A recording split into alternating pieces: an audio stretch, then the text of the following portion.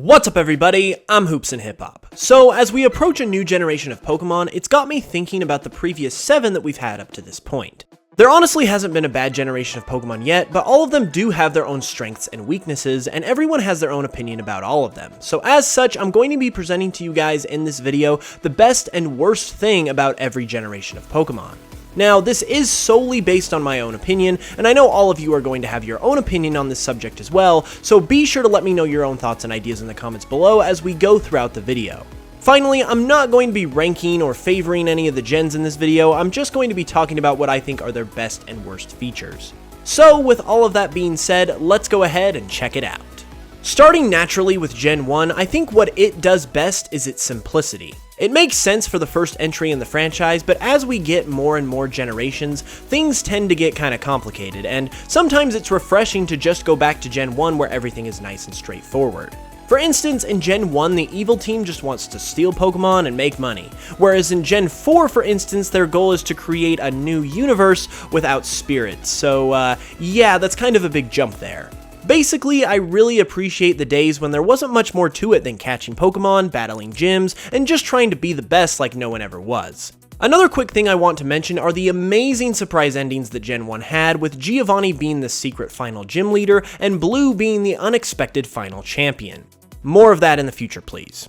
As for the worst part about Gen 1, through no fault of its own, it has to be the competitive type imbalance. You can't really blame it too much considering these were the first games in the series, and they were working with Game Boy technology, but the unfairness between the types was still rampant nonetheless. Psychic was way OP, as its only 2 weaknesses, Ghost and Bug, were both held back by the fact that there were only 3 Ghost types in Gen 1, who were all part Poison type and therefore also weak to Psychic, and Bug was simply way too weak in Gen 1 to even try.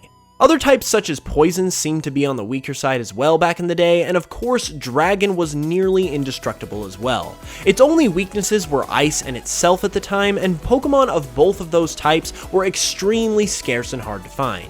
It was a cool challenge to overcome back in the day as a kid, but it was definitely a big problem that has thankfully been improved upon generation after generation. Moving on, we've got my favorite generation, Generation 2. This one will be easy for me to give you guys the best thing about it, but rest assured I will remove as much bias as possible when talking about its worst part.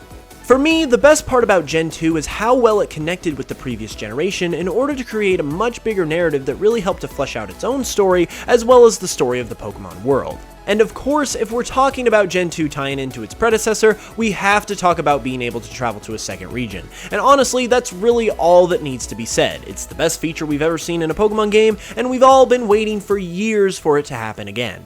As for the worst thing about Gen 2, this might sound a bit odd and might sound like a bit of a cop-out considering what we just talked about, but after thinking about it for a while, I feel the worst thing about Gen 2 is how much it borrows from Gen 1. In creating a fluid narrative with Gen 1, of course Gen 2 needed to reuse some things, but a lot of those things were given a new twist, such as Team Rocket now working to bring back Giovanni instead of just stealing Pokemon and selling them for profit like last time. When it comes to how they borrowed from Gen 1 too much, I mean in terms of not giving Gen 2 a chance to really shine on its own. For instance, there were tons of Kanto Pokemon in these games, to the point where some of the gym leaders didn't even have a single Johto Pokemon. Other things include not receiving its own set of fossil Pokemon, and not even having its own personal Pokemon League due to its closeness with Kanto. Don't get me wrong, I love the intertwining narrative they told with these 2 regions in Gold and Silver, obviously, but I feel a little more still could have been done to make Johto truly able to stand on its own without relying too much on its predecessor. With Gen 3, I feel the best part about it is a little easier to pinpoint, and that would be the Battle Frontier. Now, I'm not really a Battle Frontier type of guy either. I didn't really mess around with it that much when I played through Emerald version, but despite my own personal opinion, I know that it's a beloved thing that Gen 3 introduced, and I personally feel like it's the best thing it introduced. Now, Gen 3 did do a lot of cool things like introducing abilities, natures, and even double battles, but I constantly hear people talking about how much they love the Battle Frontier, and I know it's a reason why a lot of people pick up and play Gen 3 in general, so I feel for that reason the Battle Frontier is the best that Gen 3 has to offer.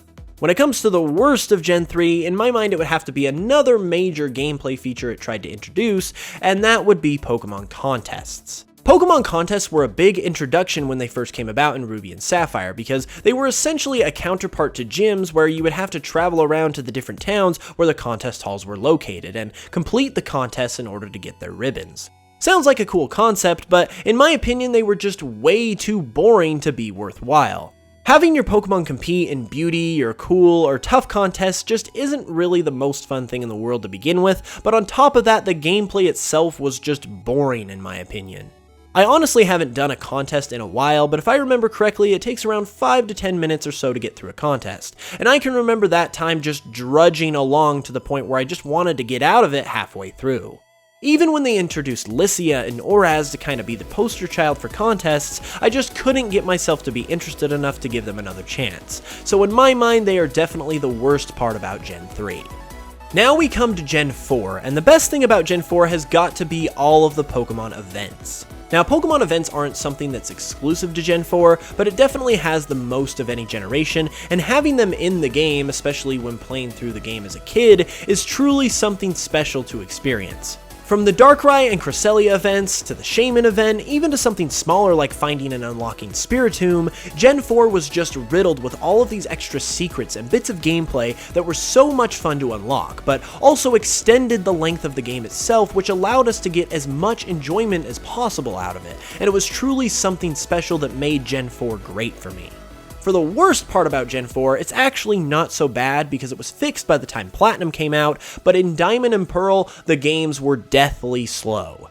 Everything from walking to running to surfing, even the text speed and battle speed is just unbearably slow to the point where it deters me from going back and playing those games, and that to me made the difference in deciding what was the worst part about this generation. However, because this only applies to part of the generation, be sure to let me know in the comments below if you have another suggestion. When it comes to Gen 5, I feel that it's pretty cut and dry because of just how much discussion there has been about this generation over the years. So I feel like it's pretty much the consensus that the story is the best thing that Gen 5 has to offer.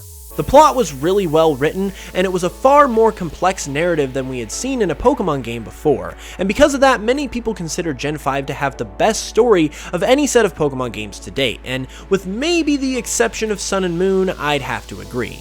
As for the worst part, some of you might know what I'm already going to say, and that would be the Pokémon.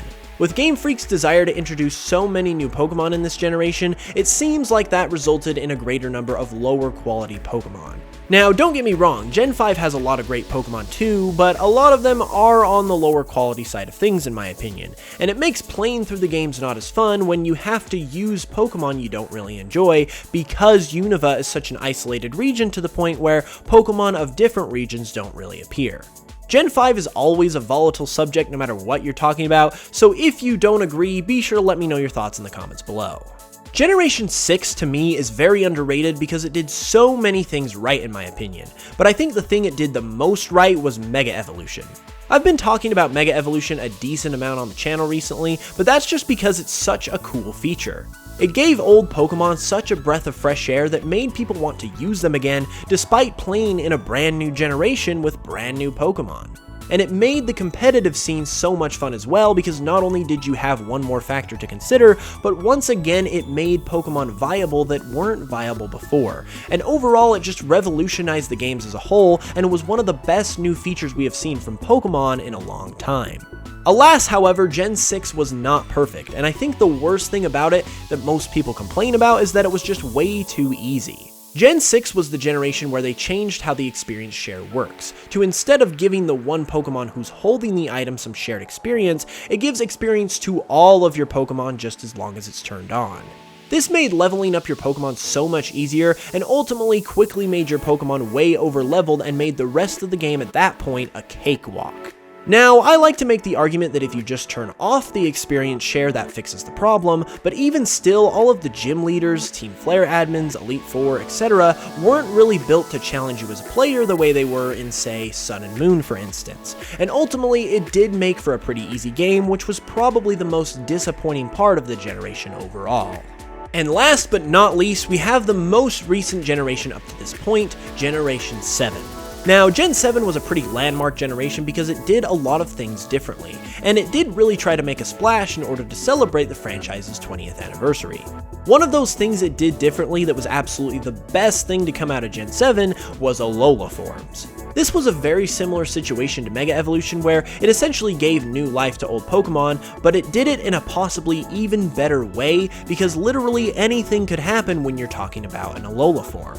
Types could change drastically, appearance could change drastically, and there were really no limits whatsoever to how a Pokemon could change, which opened up so many possibilities and was so exciting to experience during the lead up to Sun and Moon and the first time playing through the games. But when it comes to the worst part of Gen 7, I've got 2 words for you.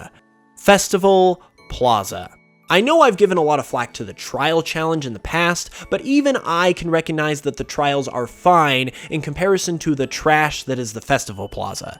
I often forget about it just because of how much I try to avoid it, but it's just so clunky, it's ridiculous. Even to do something as simple as battling or trading, you have to jump through all of these hoops and go through all of these unnecessary steps that it just makes you not want to battle and trade at all. Not to mention you have to go through this terribly slow tutorial just to figure out how to use it, which is another one of Sun and Moon's weak points. Hopefully we'll get a nice, simple player search system or something similar in Generation 8, because the Festival Plaza mechanic just cannot be allowed to continue.